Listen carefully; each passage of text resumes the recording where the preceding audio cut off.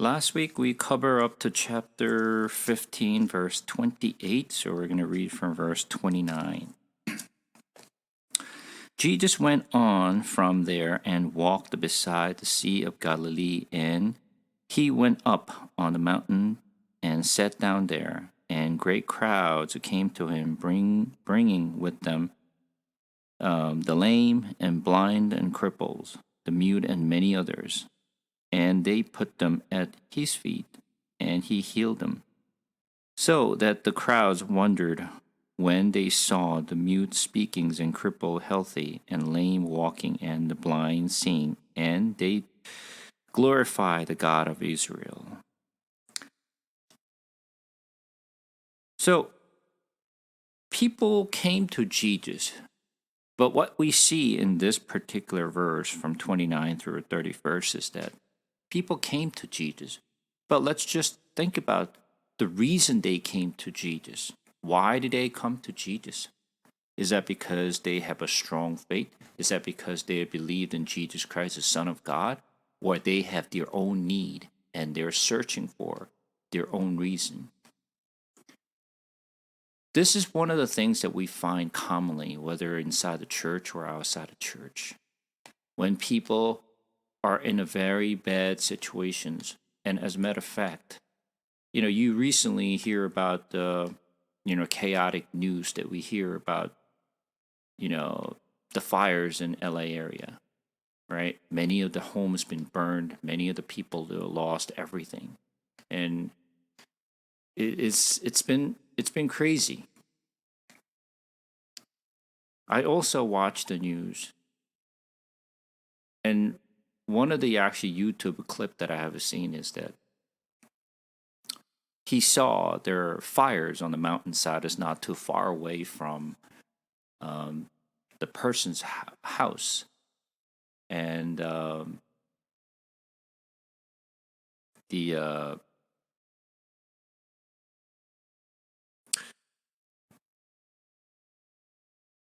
was actually just saying, "Lord, please help me and help us so that our house don't get burned." I don't know whether that person is a Christian or not. I don't know. But one thing I do know is people crying out when they're in situations like that. They're looking for God to help them. Whether they're a believer or a non-believer, they're just crying out. They're just literally just holding up their own strings and just, I don't care who it is, help me. And I see this as a very similar things that we see in this particular verse. People are coming to Jesus for their own reason. Why are we searching for Jesus? Is that because salvation is critically important to me? Or we need something that we want from the person who can give me? Whether I'm sick, whether I'm mute, whether I'm crippled, I just want to be healed. So once you're healed, then what? You got what you want.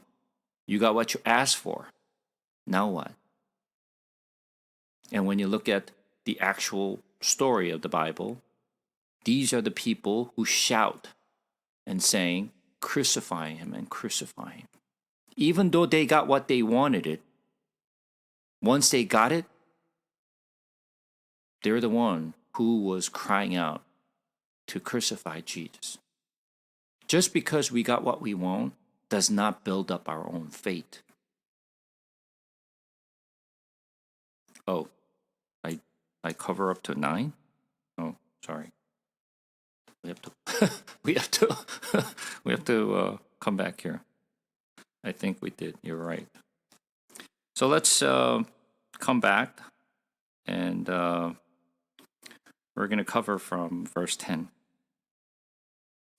And he called the people to him and said to them, "Hear and understand, it is not what goes into the mouth that defiles our persons, but what comes out of the mouth, this defiles a person." Then the disciples came and said to him, "Do you know what the Pharisees were offended when they heard this saying? He answered, Every plant that was Heavenly Father has not planted will be rooted up. Let them alone.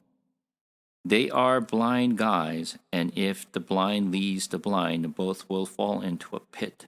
But Peter said to him, Explain the parable to us. And he said, Are you also still without understanding? Do you not see that whatever goes into the mouth passes into the stomach and is expelled? But what comes out of the mouth proceeds from the heart, and this defiles the person. For out of the heart come evil thoughts, murder, adultery, sexual immorality, theft, false witness, and slander. These are what defiles a person, but to eat with unwashed hands does not defile anyone. This story comes after Jesus mentions about the tradition versus the commandments. They were very anxious to really just follow the traditions that they have set up. They interpreted the Bible and they believed that this is what they should be doing. But they might have actually started with the good heart at the beginning, but as they continue, that becomes just ritual. They do because they've been doing this for a long time, but without any heart for the Lord. And people who preaches those things are the blind. When blind leads another blind, they both fall into the pit. And one of the things that I actually just listening to the preaching one time, and the pastor who was actually preaching mentioned about taking up the cross, right? Take up your own cross. So what do you think of that cross? Some people say, oh, my husband is my cross. My wife is my cross. My family is my cross. My work is my cross. What do you think? Is that your cross? Is that what you're taking up? The pastor was talking about, let's take up our own cross. And then he started to talking about people should be taking ownership when they're actually servicing at church. Instead of just doing what they've been assigned to do, take ownership. Truly serve for the church. And I was listening to it, it's like, that's not the cross that Bible is talking about. This is something people listen and they commit themselves and say, wow, okay, I'm going to take ownership of the things that I serve in church. Because that's the teaching they received. But is that a right teaching? Is that really what Bible is talking about? Is that what Jesus' cross is referring to? I don't think so. I mean, one of the things that I mentioned in the past, how do you know the teachings that I'm giving you, the interpretations of the Bible that I'm actually giving you, how do you know that I am teaching the right thing? How do you judge? How do you know that I'm actually just teaching the right thing or I'm giving my own interpretations that has nothing to do with the Bible? How do you know? How do you judge? I could be a false teacher. Sure. Gotta read the word yourself too. I mean, they use the word as well from the Bible as well, right? So how can you tell that I'm actually giving the right interpretations versus I'm giving you a false teaching? If you're actually following the false teaching, you're going to fall on the pit like I do, right? So how do you know that you don't fall into a pit because you're just following the false teacher? How can you tell?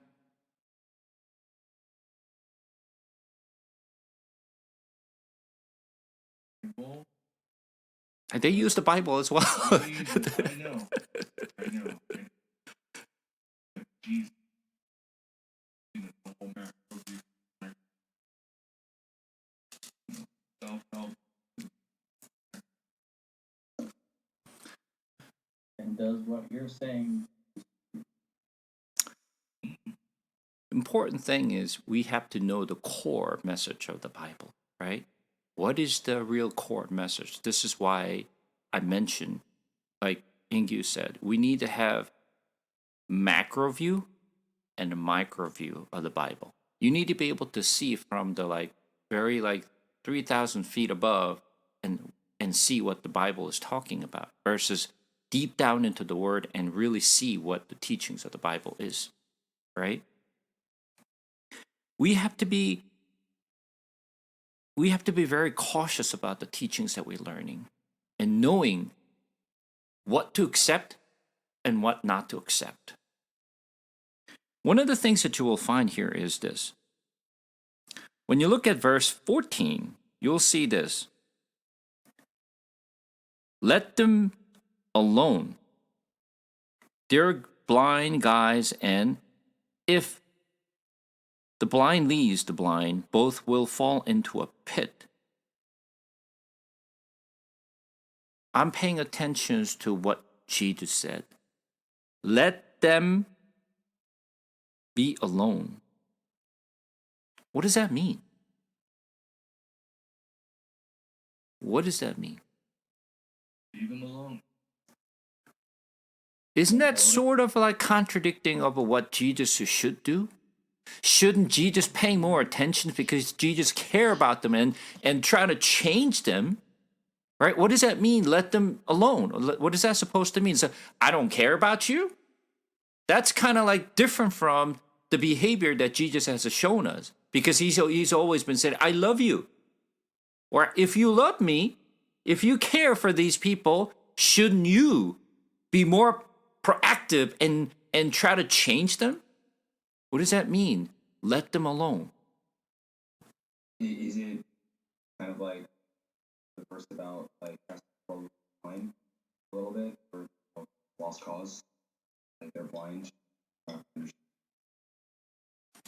When I actually saw this verse, I was shocked. I don't know about you, but for me, it's shocked. It's like, why is he saying let them alone? It's a very scary thing that if God is letting me be alone, I know where I'm going to be for sure. That will be disaster. So here's the things. We read this particular verse in the past multiple times, but let's just read it again. Let's go to Romans for a moment. Romans chapter 1. Romans chapter 1. We're going to read from verse 18. For the wrath of God is revealed from heaven against all ungodliness and unrighteousness of a man, who by their unrighteousness surpass the truth. For what can't be known about God is plain to them, because God has shown it to them. For his invisible attributes, namely his eternal power and divine nature, have been cleared, perceived, ever since the creation of the world in the things that have been made. So they are without excuse. For though they knew God, they did not honor him as God or give thanks to him, but they became futile in their thinking, and their foolish hearts were darkened. Claiming to be wise, they became fools, and exchanged the glory of the immortal God for image resembling mortal man and birds and animals and creeping things. Therefore, God gave them up in the lust of their hearts to impurity, to dishonor things of their bodies among themselves. What is he saying? He's saying, God gave them up in the lust of their hearts to impurity.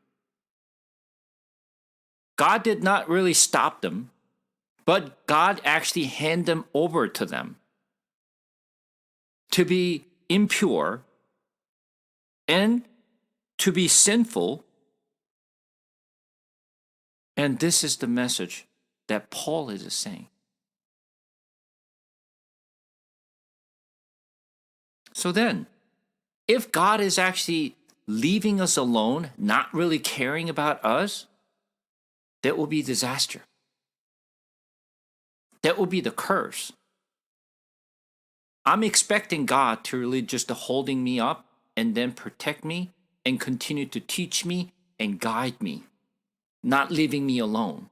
Because if God leaves me alone, I know where I'm going to be. Because this is one of the things that I always tell people. We don't need to train ourselves to be lazy. Do you have to do anything? Do you have to put in a lot of effort to be lazy? It's very simple to be lazy. Nobody has to do anything. Nobody taught me anything to be lazy, but I'm natural to be lazy. That's because that's my nature. I have to really just train myself, push myself not to be lazy, to be righteous, being a good man, and being a good person, be gentle to others. I have to train myself to do so. Otherwise, it's easy for me to be, selfish, and easy for me to say lying, easy for me to all bad things. It's a very natural thing for me. If God is letting me alone, that will be a problem. But that's exactly what he said. Let them alone. Why? Because they're not listening. They have no heart to listen. There's nothing God can change. Remember, God loved Israel. God sent many prophets to them. But can God change their heart? No, God could not change their heart. They did what they wanted it. They did not want to listen to God's message. And even today's, people do not want to hear about God's message. They don't want to hear anything about what Bible has to say. Do you think the Christians, true Christians, are growing or shrinking? It's just shrinking. It's not increasing. And it will continue to be that way. Why? Because people are not interested to know about the truth. They're not interested. When we do it, God will let us be alone, which is a scary thing. And God said, they are the blind. Who are the blind? Pharisees. Pharisees are the blind. And who are Pharisees? Pharisees, the one who practice God's law and Moses' law, and that's their life. Committing their life to really keep the God's commitment. But they're the one, Jesus calls them blind.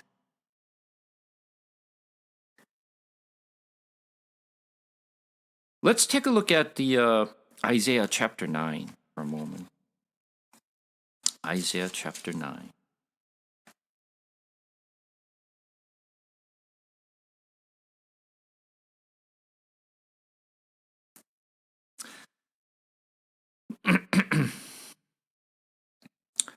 Isaiah chapter 9, we're going to read from verse 13. The people did not turn to him who struck them, nor inquired of the Lord of hosts. So the Lord cut off from Israel head and tail, palm branch and reed in one day. The elder and honored man is the head, and the prophet who teaches lie is the tail. For those who guide this people have been leading them astray, and those who are guided by them are swallowed up. Therefore, Lord does not rejoice over their young men and has no compassion on their fatherless and widows. For everyone is godless and an evildoer, and every mouth speaks of folly. For all this, his anger has not turned away, and his hand is stretched out still. What is he saying? Who is the actual head and tail? Who is the head? Head are here, verse 15 says, honored and elder, the heads. Who is the tail? The prophet who teaches lie is the tail. And what God did do to them? God said, the Lord cut off from Israel head and tail, palm branch and reed in one day. God destroyed them, their head and tail of Israel. And who are those head and tail? They're the leaders, they're the prophets. They're supposed to be most religious and faithful people. They're the one who are corrupted. They're the people who lost the truth and love for God. And they teach the wrong things, and the people follow them. That's why Israel and Judah was destroyed. Let's take a look at Jeremiah chapter 23 this time. Jeremiah chapter 23.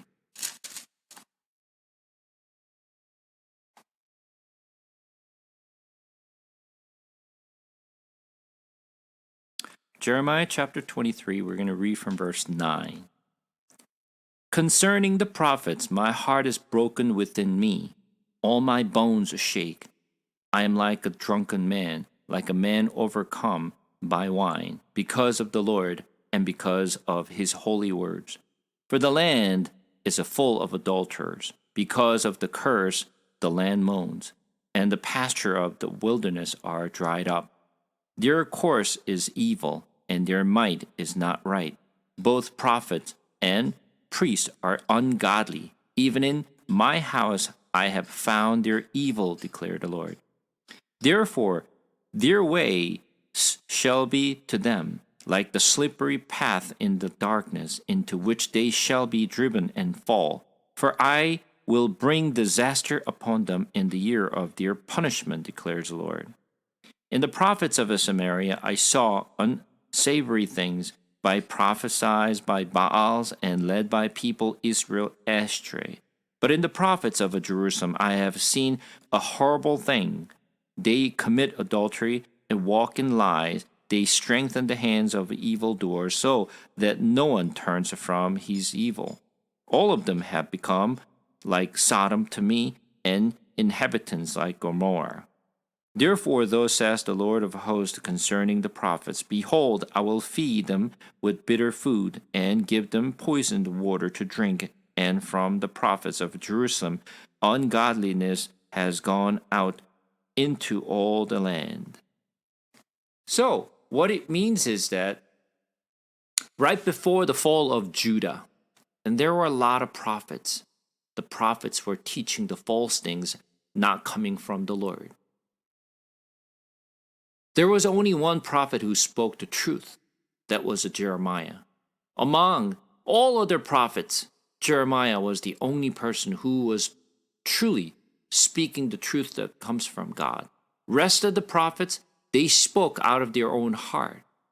And they taught Israel and the people of Judah, and what they taught was bring the people of Judah to astray and fall with them. Blind leads blinds, and they both fall, and Judah was destroyed. And that is how critical it is. So which means the people who speak the truth, like myself, like the who's actually leading and teaching the God's word, they have to really be careful of the teachings that they're giving. Because the person who's teaching is giving the false teaching, that means not only you will be judged, but you're also making other people to be judged as well. And we both will fall into a pit. This is why we need to open our hearts, open our eyes to see the teachings that we receive, is it truthful or not.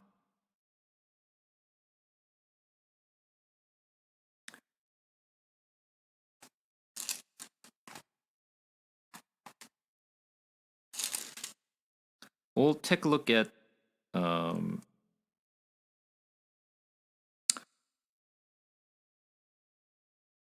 Verse 30, the same chapter, Jeremiah chapter 23. We're going to read from verse 30. Therefore, behold, I am against the prophet, declares the Lord, who steal my words from one another. Behold, I am against the prophet, declared the Lord, who use their tongue and declared the Lord, behold, I am against those who prophesy lying dreams, declares the Lord, and who tell them and lead my people astray by their lies and their recklessness. When I did not send them or charge them, so they do not profit this people at all, declared the Lord. So these prophets spoke out of their own heart without receiving any words from the Lord, but they claim they received the message from the Lord, and they spoke to the people and leading them to astray. Jeremiah was the one who actually received the message from the Lord, and he spoke out. Nobody trusted him, nobody believed in him, but mocked him, put him in jail, put him in pit. From the kings to the people of Israel, nobody listened to Jeremiah. But who they listened to? They listened to all false prophets. Why? Because the number of false prophets were much bigger. Compared to Jeremiah, one versus hundreds of false prophets. Who will people listen to? More prophets, rather than trying to focusing on the truth. This is why we have to be extremely careful about what we listen. Just because many people spoke does not mean that is the truth. We have to be able to distinguish what is truth and what is not. Let's turn to John chapter 9 this time. John chapter 9.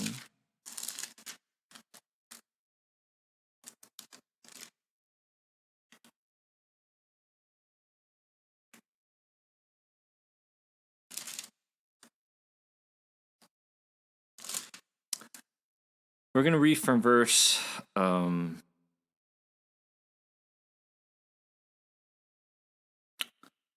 verse 1. As he passed by, he saw a man blind from birth, and his disciples asked him, Rabbi, who sinned, this man or his parents, that he was born blind? Jesus answered, it was not that this man sinned or his parents, but that the work of God might be displayed in him. We must work the works of him who sent me while it is day. Night is coming when no one can work. As long as I am in the world, I am the light of the world. Having said these things, he spit on the ground and made mud with the saliva. Then he anointed the man's eyes with the mud. He said to him, go wash in the pool of Siloam, which means ascent. So he went and washed and came back seeing. The neighbor and those who had seen him before as a beggar were saying, is this not the man who used to sit and beg? Some said, it is he. Others said, no, but he is like him. He kept saying, I am the man. So they said to him, then how were your eyes open? He answered, the man called Jesus made mud and anointed my eyes and said to me, go to Siloam and wash. So I went and washed and received my sight. They said to him, where is he? He said, I do not know. They brought to the Pharisees the man who had formerly been blind. Now it was a Sabbath day when Jesus made the mud and opened his eyes. So Pharisees again asked him how he had received his sight. And he said to them, he put mud on my eyes, and I washed, and I see. Some of the Pharisees said, this man is not from God, for he does not keep the Sabbath. But others say, how can a man who is a sinner do such a sign? And there was the division among them. So they said and to the blind, what do you say about him? Since he has opened your eyes, he said, he is a prophet. So, there are discussions among the Pharisees. The blind man, has opened his eyes. So they ask, what happened to you? Oh, the man who actually just anointed my eyes and put a mud on my eyes, and he told me to just go and wash my hands on Siloam, and that's what I did, and I restored my sight. Now I can see. What the Pharisee said, he cannot be a man from God because he worked on the day of the Sabbath. Once again, what's in their heart is practicing Moses' law is more important than what God really wanted it. What's important? Restoring the person's sight important, or keeping the Sabbath is more important? And I mentioned to you many times before, Jesus worked on Sabbath intentionally. He knew it was a Sabbath, but he actually restored, he had done a lot of miraculous things on Sabbath. Why? Because he wanted to teach the Pharisees what that Sabbath meant. Why God gave them the Sabbath. They did not understand why God gave them a Sabbath. But what's important to them is keeping the Sabbath was more important than anything else. Going back to what we said before, tradition versus commitment. Or even commitment versus what God really meant for the commandments. What is really important? We're doing what we're doing. Like I mentioned many times, we go on Sunday, we worship. Yeah, we have to praise. We have to give a worship. But we're so trapped into the process, trapped into the things that we do weekly basis. We do what we do. But if there's no heart for God, what we do is meaningless. It's not what we do. What's important is we do for a reason. That's more important. And then, jump to the verse 35 this time, John chapter 9. He says, Jesus heard that they had cast them out, and having found him, he said, do you believe in the Son of Man? He answered, and who is he, sir, that I may believe in him? Jesus said to him, you have seen him, and it is he who is speaking to you. He said, Lord, I believe, and they worshipped him. Jesus said, for judgment I came into this world, that those who do not see may see, and those who see may become blind. Some of the Pharisees heard him near him, heard these things, and said to him, are we also blind? Jesus said to them, if you were blind, you would have no guilt. But now that you say we see, your guilt remains. What does that mean? You claim yourself you can see. That's why you're blind. If you're blind, you would have believed me. So this is one of the things that we have to remember. Are we the blind? Or we're the one who can see? Physically, they were able to see, but they were blind. So when Jesus says you're blind, does not mean he's actually referring to the physical visions that we have. Well, the sight is what he's referring to. We could be actually seeing things, but spiritually we're blinded, which is exactly what the Pharisees were. We need to have that vision. We need to have that sight. Not just the physical sight, but the spiritual sight. We need to open our eyes, not the physical eyes. The spiritual eyes need to be open.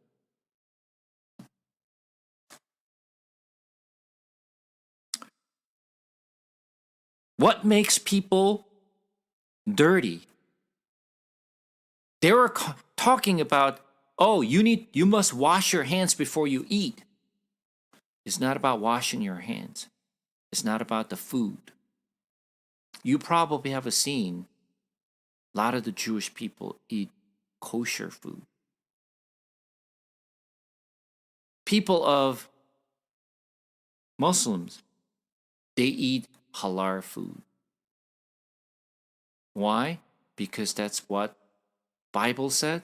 That's what the Quran said. Muslims don't eat any pork because their Quran forbids it. Same goes with Jewish people because the law prohibits for them to eat pork because it's unclean food.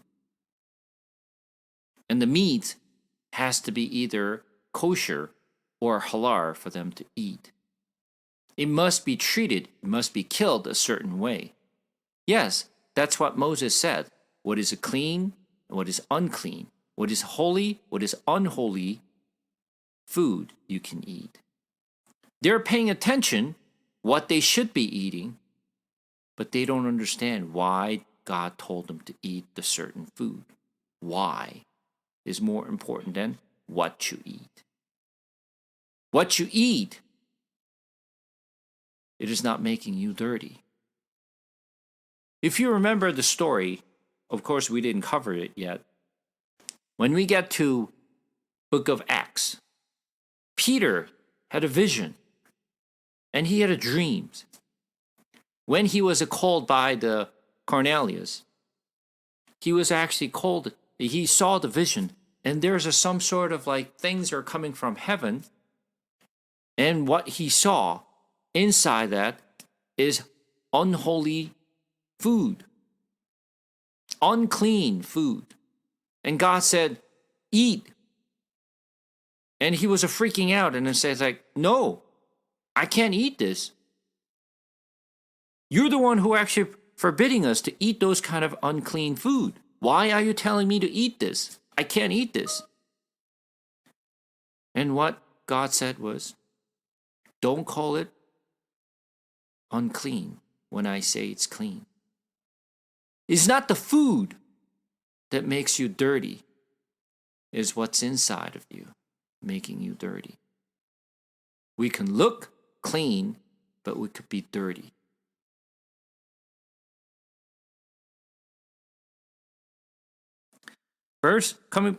Matthew chapter 15, verse 18 and 19 says this. But what comes out of the mouth proceeds from the heart, and this defiles a person. For out of the heart comes evil thoughts, murder, adultery, sexual immorality, theft, false witness, slander. These are what defiles a person. But to eat with unwashed hand does not defile anyone. So it's not about the traditions for you to just wash your hands before you eat. It's not the food, or it's the ritual that you follow. It's got nothing to do with this. But why? Verse 21 says this. And Jesus went away from there and withdrew to the district of Tyre and Sidon. And behold, Canaanite woman from that region came out and was crying, Have mercy on me, O Lord, a son of David. My daughter is severely oppressed by a demon. But he did not answer her a word. And his disciples came and begged him, saying, Send her away, and for she is crying out after us. He answered, I was sent only to the lost sheep of the house of Israel. But she came and knelt before him, saying, Lord, help me. And he answered, It is not right to take a children's bread and throw it into the dogs.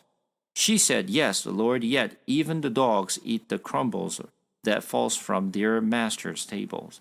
Then Jesus answered her, O woman, great is your faith. Be done for you as you desire. And her daughter was healed instantly. Now, Let's just pay attention to this for a moment. Verse 21. And Jesus went away from there and withdrew to the district of Tyre and Sidon. Okay, where is Jesus now? Where is he?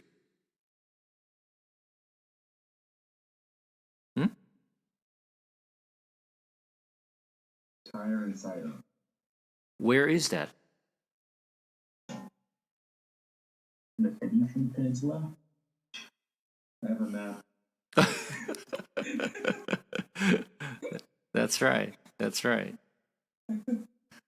So let's take a look at the map here for a moment. See if I can find the map. I like that Bible with you. Thank you. ESV, so makes it easy. And Okay. Do you see the screen?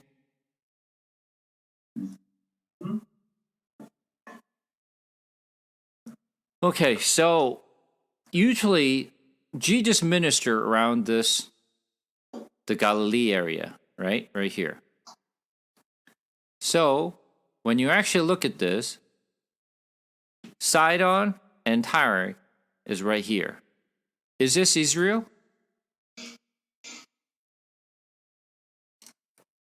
no. Where is this? It's called the Phoenicia, which is, in today's world, Lebanon. This is where the Lebanon is, Sidon and Tyre. Now, here's the question. Why is Jesus in this area? Huh? Why is Jesus in this area? Does he have any business in Tyre and Sidon?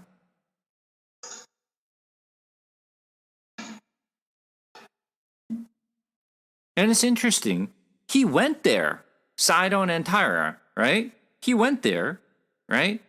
And verse 20 says, and behold, a Canaanite woman from region came out and was crying, have mercy on me, O Lord, the son of David. My daughter is severely oppressed by a demon. But he did not answer her word, and his disciples came and begged them, saying, send her away, for she is crying out after us. He answered, I was sent only to the lost sheep of the house of Israel. I don't understand. First of all, why Jesus went to Sidon and Tyre and met a woman and then say, I just came here for the people of Israel, not for others. Why is he speaking in Sidon and Tyre? Then he shouldn't be even there. He has no business to be there. Why is he there and meeting the woman and speaking this? It makes no sense to me. People don't really pay attention where Jesus is actually speaking, but I do. And it makes no sense. It's like we went to Canada and it said the people from Canada came and, asking for help. Oh, I got nothing to do with the Canadians. I work only for US. Why are you in Canada?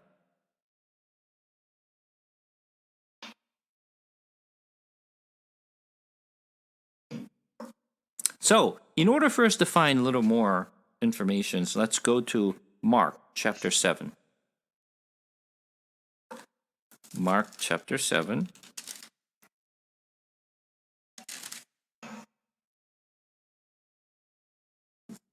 We're going to read from verse 24. Mark 7, verse 24 and on.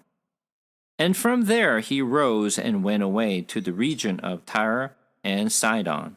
And he entered a house and did not want anyone to know, yet he could not be hidden. But immediately a woman whose little daughter had an unclean spirit heard of him, and came and fell down at his feet. Now the woman was a Gentile and Syrophoenicians by birth, and she begged him to cast the demons out of her daughter. And he said to her, Let the children be fed first, for it is not right to take the children's bread and throw it into the dogs. But she answered him, Yes, Lord, yet even the dogs under the table eat the children's crumbs. And he said to her, For this statement you may go your way, the demon has left your daughter. And she went home and found the child lying in bed and demon gone. This woman, it's a little bit complicated woman. She is what? She is a Gentile, and she is a Syrophoenician. And then in Matthew, she's the one who lived in Tyre and Sidon area, and she is the Canaanite woman. So, she is a Gentile, Syrophoenician, and Canaanite. It's like me was born in Korea and living in New Jersey, have American citizenship. What am I? Am I American? Am I Korean? What am I? It's a very similar situation. So one thing we do know is she is not Israelites. So first of all, how does she know that Jesus is the son of David?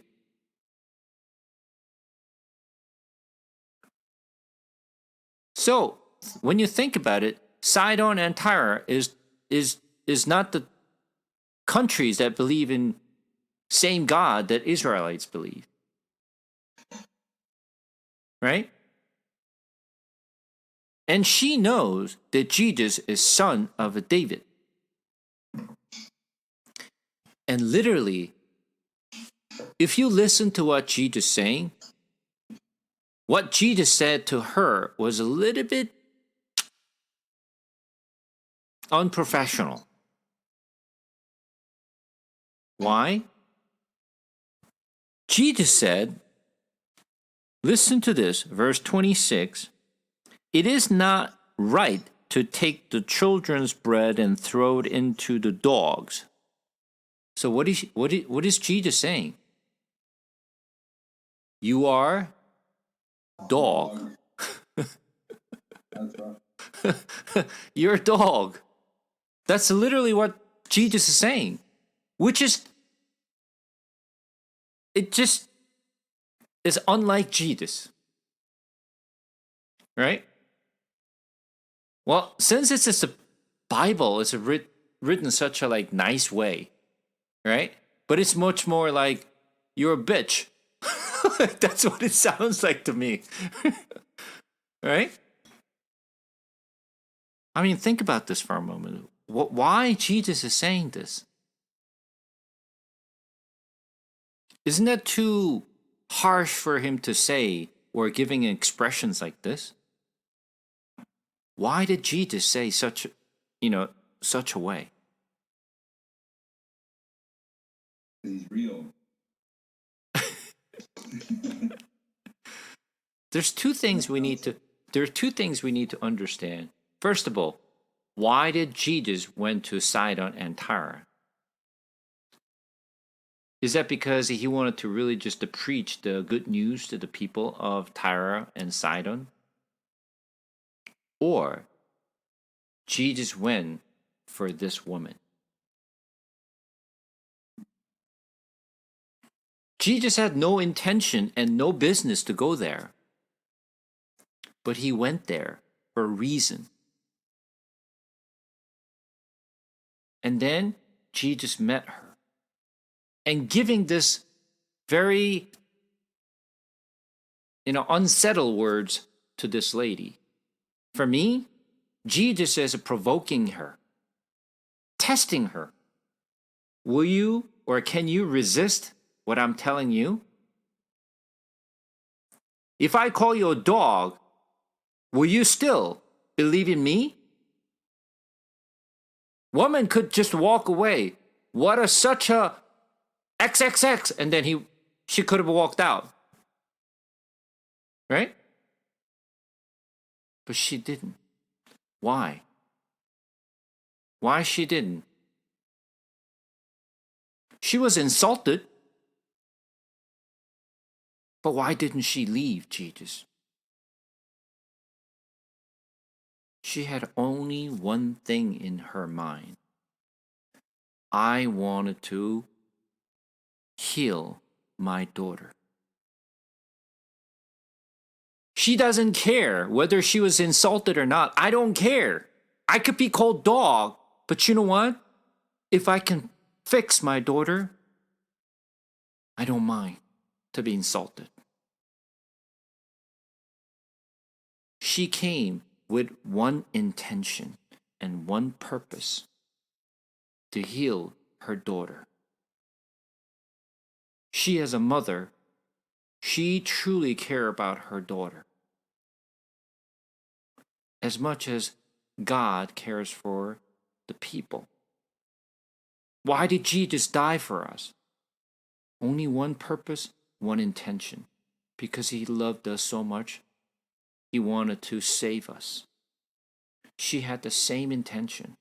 She wanted to heal and drive out demons out of her daughter. I don't care what I called. You can call me dog. But I know you're the only one who can drive out demons out of my daughter. I know you can heal. So therefore, even if you call me a dog, I still believe in you that you can heal my daughter. She had the faith. She had the faith that not many Israels had. And Jesus tested her. Even if I insult you, will you continue to believe in me? And she did. You will see what Jesus said. O woman, great is your faith. Be done for you as you desire. Her desire is what? Heal her daughter. She had more faith than Pharisees or the most of Israelites. Who is she? She's a Gentile. Syrophoenicians, Canaanites. But she didn't care. They had more faith, and she had more faith than anyone. Remember, when Jesus spoke to his disciples, even disciples did not have faith, but she had the faith. Most of the people Jesus called them, you have a faith, they're mostly Gentiles. Mostly Gentiles.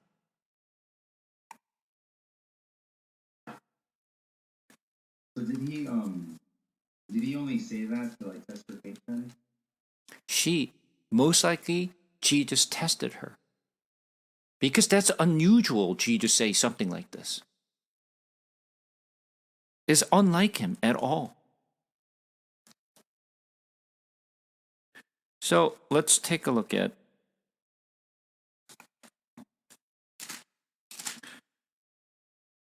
Proverbs chapter 8 for a moment. Proverbs chapter 8 and 17.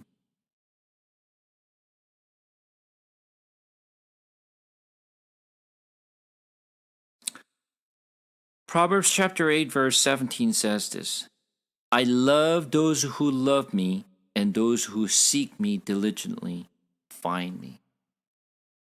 She diligently sought Jesus for his help. That's why she found Jesus. She was desperate. When you don't have any desperations, you will not look for Jesus. But she was desperate. This is the questions we have to ask ourselves. Are we desperate? Are we desperate to look for Jesus? Or are we only desperate when we're in trouble, when we're challenged? When do we look for Jesus? Are we looking for Jesus with the desperation? When I actually talk to people, I met a person a few weeks ago at the church that I actually visited. I was happened to just sit with her and talking about faith. She said she served that church for almost 20 plus years. She's one of the starting members. She's serving as praise team. And she has a certain positions that she actually served many different things in the church. So while we were talking, I asked her, "Are you a born again Christian? Did you receive the Holy Spirit?" She was hesitant to answer. But she answered, "No." But she said, "But I want to. I want to become a born again Christian. I want to receive the Holy Spirit." So while I was having that conversation, I asked her, "How desperate are you?"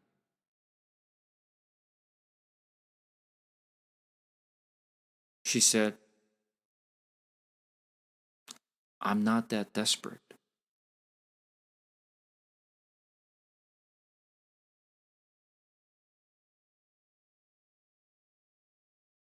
If you're not desperate, you will not find him. Many people say, "Oh, whenever I have time. I'm busy right now. If I can find time, I will." When are you going to find that time? You're not going to find time. It's very simple, because you're not desperate. Oh, next week, a month, next year, when I'm done with what I'm doing, that means you're not desperate. Just like what I just read from the Proverbs chapter 8, verse 17. Jesus only meets us when we love him, when we diligently seek him. If we don't, you're not going to find him. Most of us are not desperate. That's why we don't find Jesus, even in church.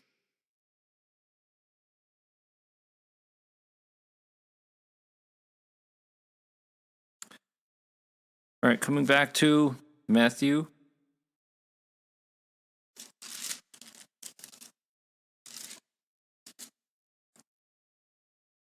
We cover verse 29, 31 again. Verse 32. Then Jesus called his disciples to him and said, "I have compassion on the crowd because they have been with me now 3 days and have nothing to eat. And I am unwilling to send them away hungry, lest they faint on the way." And the disciples said to him, "Where are we to get enough bread in such a desolate place to feed so great a crowd?" And Jesus said to them, "How many loaves do you have?" They said, 7, and a few small fish. And directing the crowd to sit down on the ground, he took the 7 loaves and the fish, and having given thanks, he broke them and gave them to the disciples, and disciples gave them to the crowds. And they all ate and were satisfied. And they took up 7 basketfuls of the broken pieces left over. Those who ate were 4,000 men, besides women and children. And there, sending away the crowds, he got into the boat and went to the region of Magadan. All right. So, where is Jesus now? Is he still at the Sidon and Tyre? He's not. So where is he now?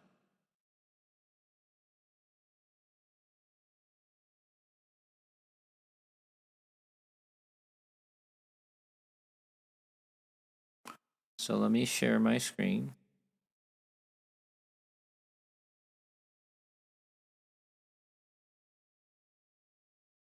So Jesus went to Tyre and Sidon, right? And then he came back down to Galilee area. And where is a Magadan? Magadan is right here. You see this Magadan? So he's back to Israel again. Only thing that he did in Tyre and Sidon is just heal that Syrophoenician woman and heal her daughter. That's the only thing Jesus did. There's nothing else Bible mentioned. Jesus went there only for her. Just one woman.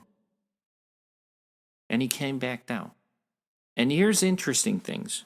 When you look at verse 32, then Jesus called his disciples to him and said, I have compassion on the crowd. Compassion on who? The crowds. Remember I mentioned about the difference between crowd versus disciples. Jesus called the crowds and disciples separate. Jesus had compassion to who? Crowds. Not to disciples, crowds. Jesus does have compassion for all of us. But does that mean all of them believe in Jesus? No. Not all of them believe in Jesus. In today's church, is everyone believer?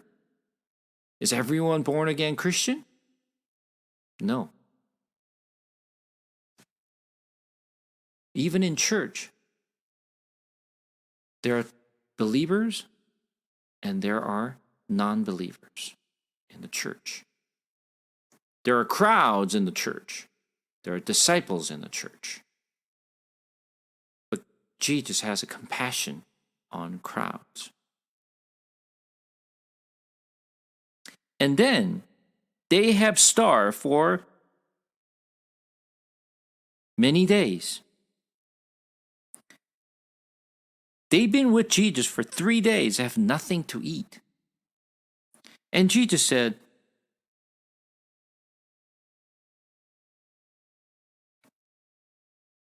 I'm unwilling to send them away hungry, lest they faint on the way.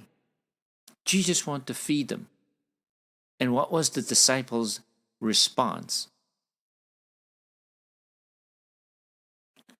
Their response was, where are we to get enough bread in such desolate place to feed so great crowd? Doesn't it really amaze us? Not long ago, Jesus fed 5,000 people. And disciples saw, and they're the one who actually distribute the breads and fishes to the crowds of 5,000 people. Even after they experienced this, and they came to Jesus, where are we going to find the bread in this desolate place? We're not going to find this. We don't have enough money. We don't have enough bread to feed all these people.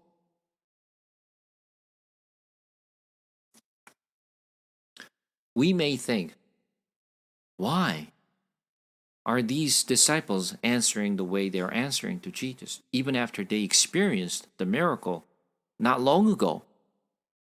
Let me tell you this. Do you think the miracle changes people?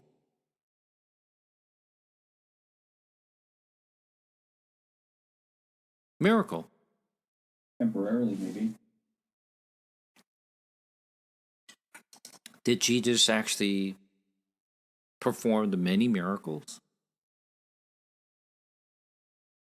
Drive out demons, heal the people, blind, can see, mute can speak, deaf can hear. Jesus performed many miracles. But what did they do after? What we found is they're the one who cried out and crucify him and crucify him. Same goes with the stories in the Old Testament. The people who came out of Egypt saw so many miracles in the desert. What happened to them? Only thing they did was complain after complain. And they all died. Could not even make it to the promised land. If the miracle can change the people, Israel must have changed. But they did not. Like Tony said, miracle could temporarily give them astonishment, amazement. But that's about it. It does not change their heart. Even disciples, even though they have seen Jesus distribute to 5,000 people with 5 breads, with 2 fishes, and they came back to Jesus as, where are we going to find the bread for these many people? In this desolate place, we're not going to be able to find it. Just like Moses said, where are we going to find the meats for these people?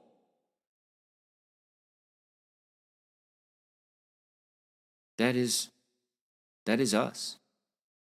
That's how much faith we have in Jesus. One day we think we believe, but we don't. When we experience the miracle, yeah, but that's about it.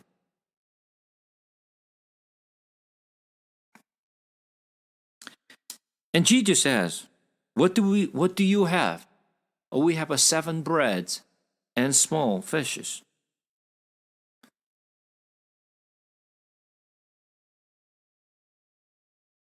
And Jesus took those 7 breads and small fishes.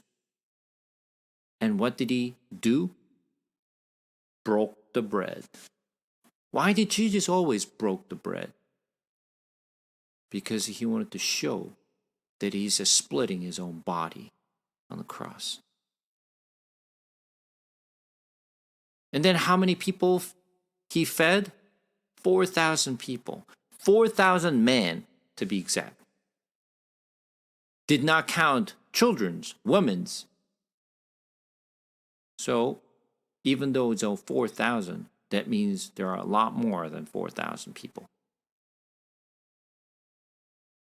But how many basketful of broken bread was collected?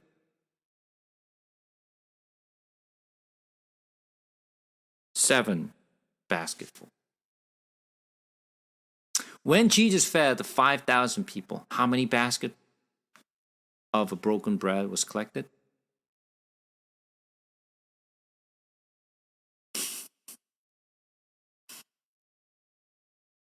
12. Remember I told you about the 12 and 7? So, are there more bread? When Jesus fed 5,000 people, there was 5 bread. When Jesus fed 4,000, there are 7 bread. Why did they collect the less than last time? When Jesus fed the 5,000 people, they collected 12 basketful of a broken bread. This time, 7 baskets. Why? Why less? Should it be more? Since there are less people, but they only collected 7 basketful of broken bread. What does that mean? If we bring more, we collect less. If we bring less, we collect more. What does that mean?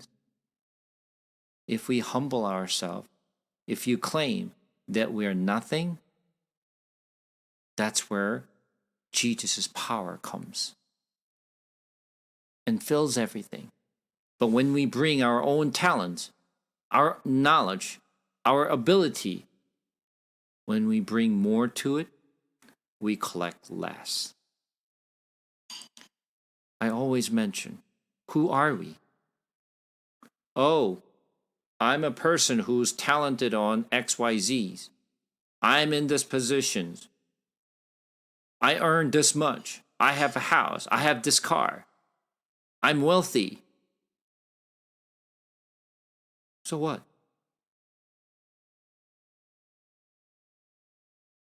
In God's point of view, that means nothing to him. Who are we? We are nothing more than a dust of the earth. That's what we have to remind ourselves. Who are we? I am nothing. I'm nobody. I'm nothing more than a dust of the earth. No matter what you think you have, it means nothing. Because when we leave this place, we leave with nothing. Honor, fame, money, whatever educations you have, knowledge and wisdom that you have, children's and everything else, you have to leave everything behind. You cannot take anything what you possess. So we have to realize we're nothing more than a sojourner in this world. We're nothing more than a sojourner. This is a temporary place we live, and then we'll return. But whatever we possessed in this world, we have to leave everything behind. When we stand before God, we're nothing. We're nothing more than a dust of the earth. That's what we have to realize. So when we come to Jesus, that's what we have to confess. Lord, I am nothing. That's why I come to you. That's why I need you, Lord. Those are the people who come before him with an empty hand and brings nothing to him, and crying out to Jesus is the one who received the salvation.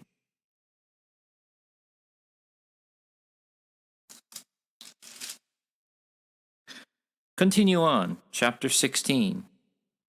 And the Pharisees and Sadducees came, and to test him, they asked him to show them a sign from heaven. He answered them, When is it evening?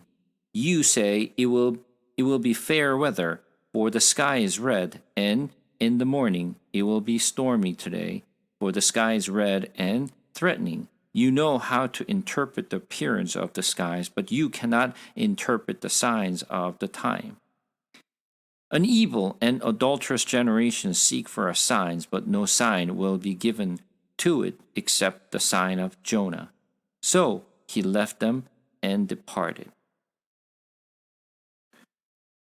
So the Pharisees and Sadducees came and tested Jesus. And they're asking, show us a sign that you are Son of God. Show us a sign. Sign from heaven. What are they looking for? What is this signs from heaven? What are they looking for? What do they want to see?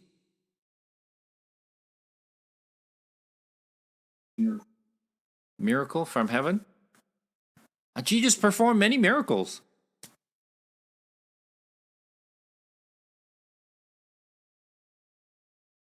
Specifically, what are they looking for? They're looking for a sign, just like the Elijah did. Bring the fire from heaven, just like what Elijah had done. Show me something. Mute can speak, blind can see, deaf can hear. No, not that kind. Nothing smaller like that. Show me something big. Bring the fire from heaven. Show me that you're a son of God. Let's talk about this for a moment. Let's actually go to the place where Elijah performed that. So, let's go to 2 Kings No, it's not Second King. It's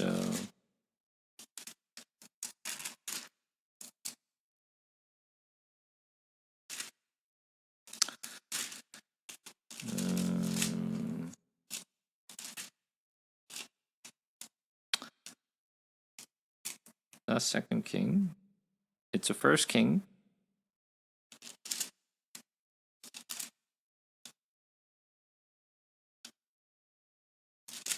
Chapter 17 or 18, actually. First King chapter 18.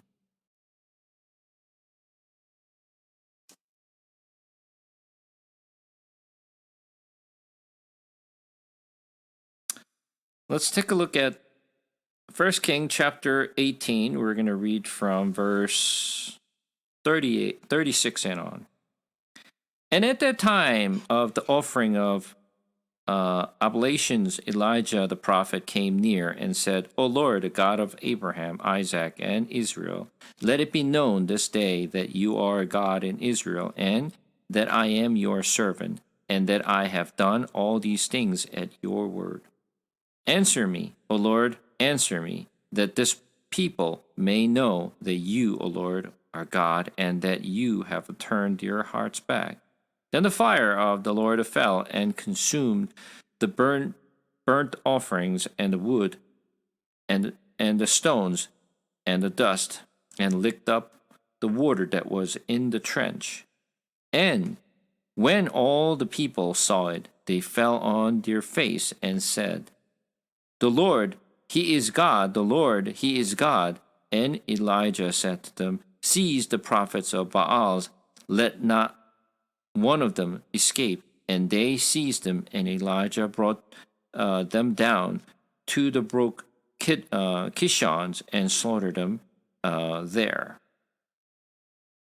When Elijah said to Ahab, Go up and eat and drink, for there is a sound of the rushing of rain. So Ahab went to eat and to drink, and Elijah went up to the top of the Mount Carmel, and he bowed himself down on the earth and put his face between his knees, and he said to his servants, Go up now, look towards the sea.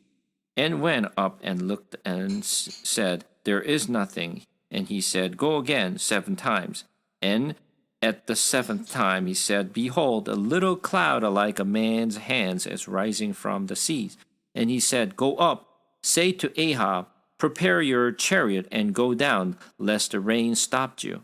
And in a little while the heavens grew black with clouds and wind, and there was a great rain, and Ahab rode and went to Jezreel. And the hand of the Lord was on Elijah, and he gathered up his garments and ran before Ahab to the entrance of Jezreel. So let me tell you this. Elijah brought the fire from heaven. And people who was there watched that Elijah pulled the fire from heaven. And they bowed down and said, He's the Lord, He is God. The Lord, He is God. They bowed down. Now, I'm going to ask you, did they believe the Lord after this incident?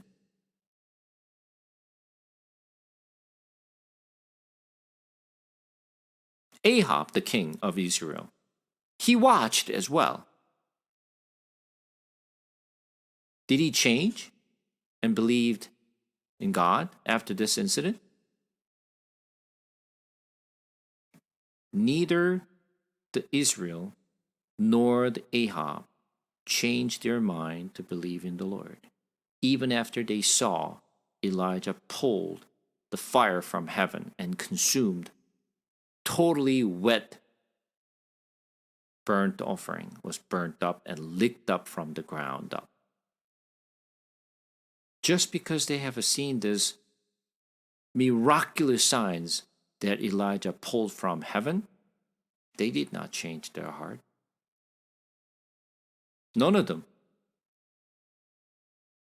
So, Pharisees and Sadducees asking Jesus, Show me the sign that you are a son of God. Pull something from heaven. So if Jesus pulled a fire from heaven, do you think they believe? No.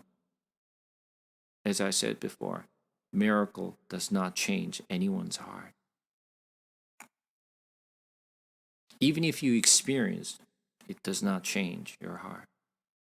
Temporarily, you may be amazed, just like what this Israel did. They bow down and claim, He is the Lord, He is the Lord. Yeah, you claim. But then what? What do you do after? Did you believe? No. Seeing the miracle, experiencing the miracle, could temporarily you be amazed and bow down and claiming, but that's about it.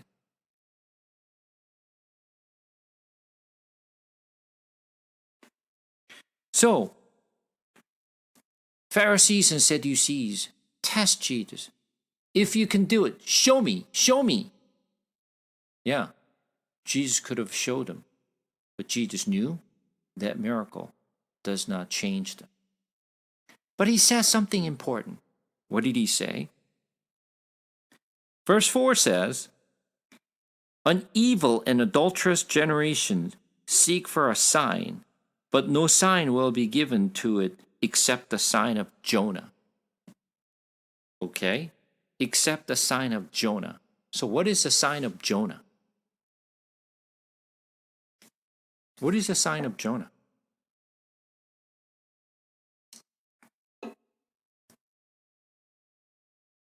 For those of you who have learned the Jonah from me, what is it?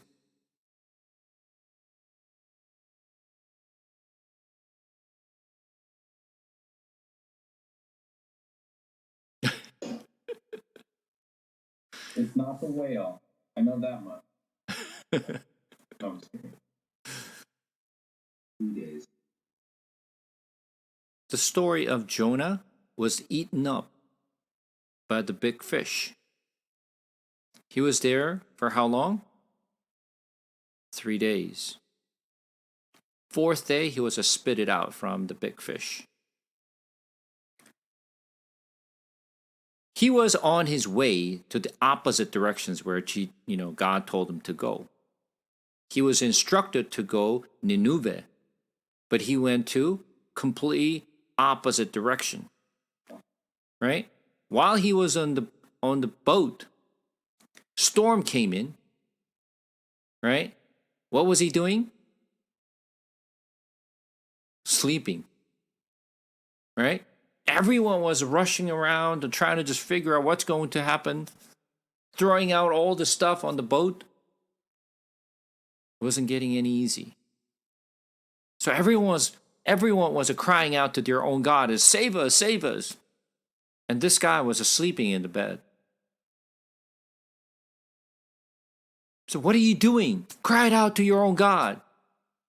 And he said to them, oh, this is happening because of me. What did they do with Jonah? Were they trying to throw him out? No. They tried to save Jonah. They did not throw out Jonah. They tried everything, but it wasn't getting any easier. So Jonah said, you have to throw me into the water to stop the storm. They had no option but to throw him out. So at the last resort, they decide to throw him out. When they throw him out to the water, then storm became calm. Now, I mentioned many things about water in the Bible. There are 3 different kinds of water in the Bible. Especially large amount of water always represent death. Large amount of water is always represent death. When Jonah was thrown into the water, what does that mean? Death. big fish swallowed him up, and he stayed there for 3 days. And he was praying that he will listen to God. And fourth day, he was spitted out. And he landed on the ground. Death could not swallow him up. What does that represent? It represents the death on the cross, that he will resurrect. That's the Jonah's sign. You will not going to believe me. Whatever I show you, you will not going to believe me. When are you going to believe me? When I'm on the cross and died and resurrect, then you will believe me that I am the Son of God. Until that point, no matter what I showed you, even if I pull the fire from heaven, you're still not going to believe me. Let me tell you this. If you hear a story, or if this happened to you, for example, you were diagnosed in cancer, and the doctor said, you're in the last stage of the cancer. There's nothing we can do for you. And you pray to God, Lord, please save me, save me. And you felt better. So I don't know what happened here. You went back to the doctor, and the doctor said, what happened here? Your cancer's gone. It's amazing. Would you consider this as an amazing miracle? If this happened to you? Would you be like crying out and say like, oh, I'm saved? Right? I'm sure we will. It's a miraculous sign. Miracle. But you know what? That doesn't change our fate, unfortunately.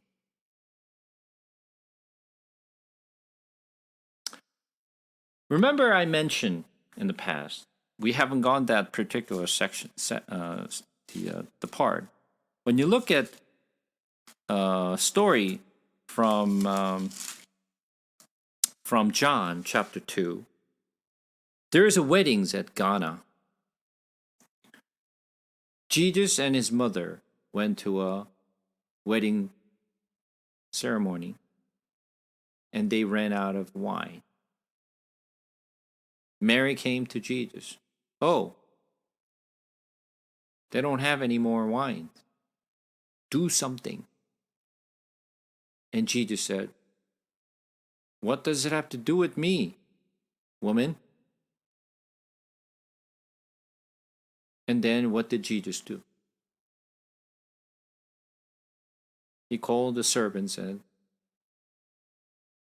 filled the jar with water. And he turned the water into a wine. Right? But Jesus says something important. What did he say? Jesus said, what does this have to do with me? But he says something very important. What he said.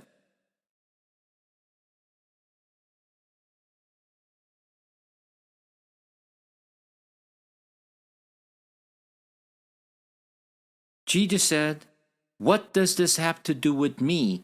My hour has not yet come. My hours not yet has come. What hour? You want me to show you some miracle. To turn this water into a wine. You want to see. But you know what? Even if I show you, you're still not going to believe me. When are you going to believe me? When I died on a cross and resurrect, that's when you're going to believe me. Same thing. One thing we have to keep ourselves. What is the greatest miracle that you think of? The greatest miracle is not about healed from cancer. It's not the blind could see. It's not the deaf can hear, or the mute can speak, or the demons being driven out, or the fires coming from heaven. None of those things are greatest miracle. What is the greatest miracle? Jesus died on the cross and resurrect. There's no other miracles that Jesus would show to us. That's the sign of Jonah. No matter what I show you, you're not going to believe me. Only when I died on the cross and resurrect, then you will believe in me. If Jesus did not die on the cross and resurrect, we wouldn't be believing in him. None of us. We have to know Jesus is the miracle for us. You have tried to really just convince other people to believe in Jesus Christ in your life, right? Is it easy for you to convince other people to believe in Jesus Christ? Whether you're husbands or whether you're wife, whether you're friends or whether you're family, whether you're, neighbors, whoever you actually spoke to, did they believe in Jesus? How difficult is it for you to just, entice other people to even come to this Bible sharing? How many people really stayed? Not many. Why? It's very simple. It's very difficult. It's very, very difficult. Then my question is this: how did you believe in Jesus? How did you believe? How did I believe in Jesus? To me, it's a miracle. I don't know. It is so difficult to convince other people to believe in Jesus Christ, but now I think about it. How did I believe in Jesus Christ? What really made me to believe in Jesus Christ? What really made me to believe what is written in this Bible? To me, it's a miracle. I don't know any other way other than it is a grace.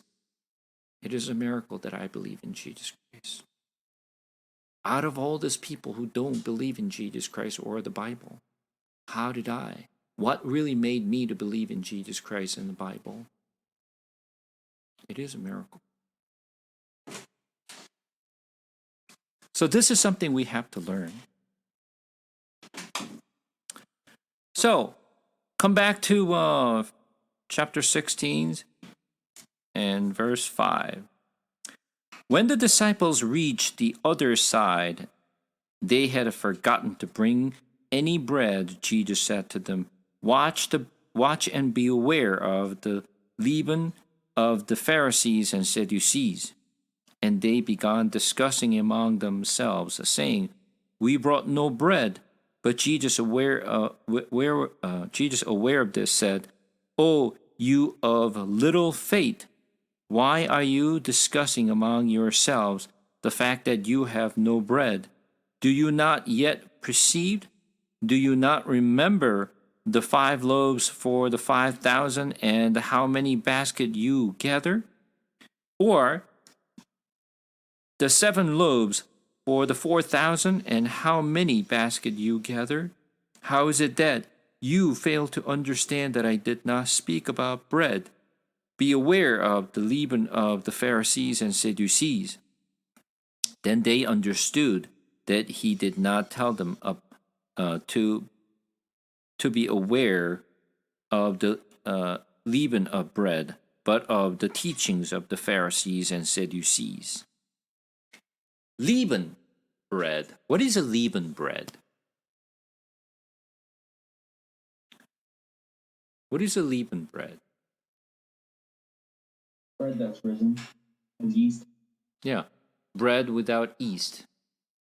right? What does yeast do?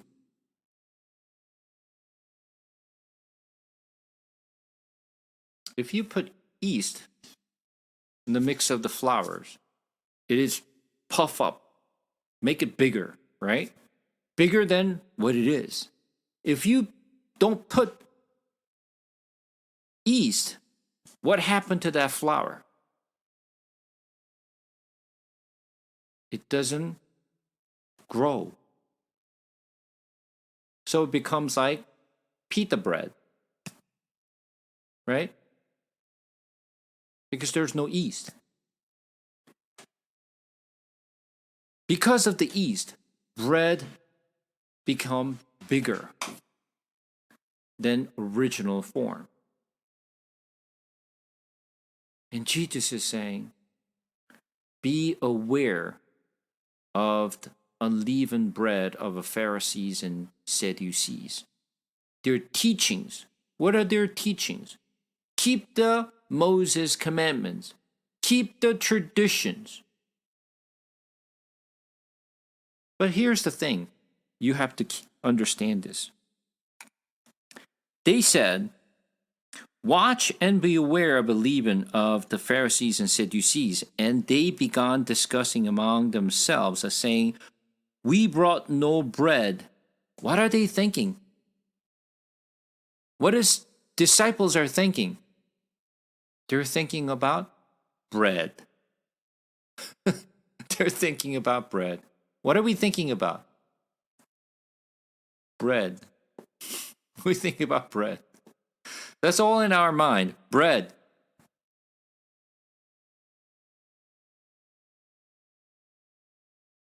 And Jesus says, oh, you of a little faith. Let me ask you this. Some say, I don't have a big faith, but I have a little faith. Yeah? I don't have a big faith, but I have a little faith. A lot of people claim that I don't have a big faith, but at least I have some.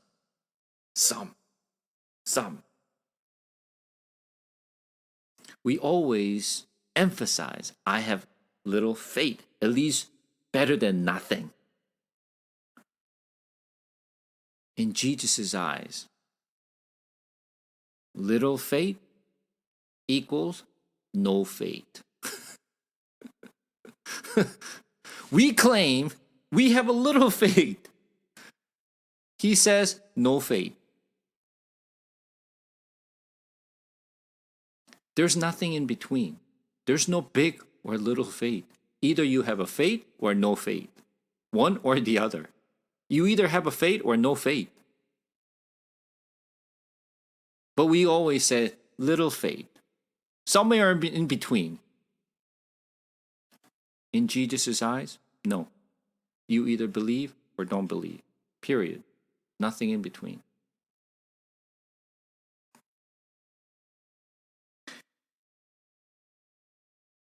We have to be extremely careful about the wrong teachings. Trying to just to keep the traditions and commandments. We think it is very important. It is not important. It is not important. What's important is what's in our heart. It's not what we do. What's in our heart is more important than what we do. That's exactly what the Pharisees and Sadducees did. They did a lot. They kept the commandments. They kept the traditions. They shown a lot, but means nothing to God. Let's go to 1 John. 1 John chapter 4.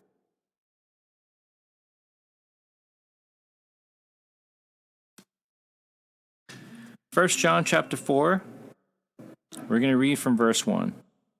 Beloved, do not believe every spirit, but test the spirit to see whether they are from God, for many false prophets have gone out into the world.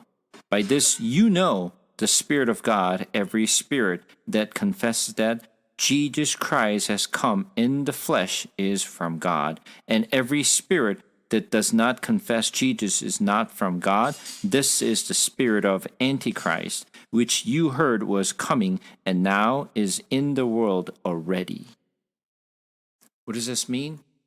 Be able to distinguish the spirits, to understand what is the truth and what is not.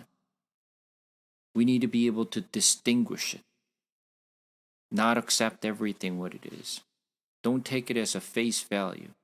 What is written in the Bible? Yes, everything is written in the Bible, but still, you have to distinguish the true spirits coming from the Lord or it doesn't. What's important? Jesus Christ is from the God who gave us a salvation. What is important? Jesus Christ. Because without Jesus Christ, there's no way for us to get to the Father. This is why Jesus says, I am the way and the truth and the life. Without him, we cannot get to anywhere. There's only one way. There's no other way. Only Jesus is the way. And I want you to keep that in your heart. All right, we'll cover up to this, and then we're going to get to other next week.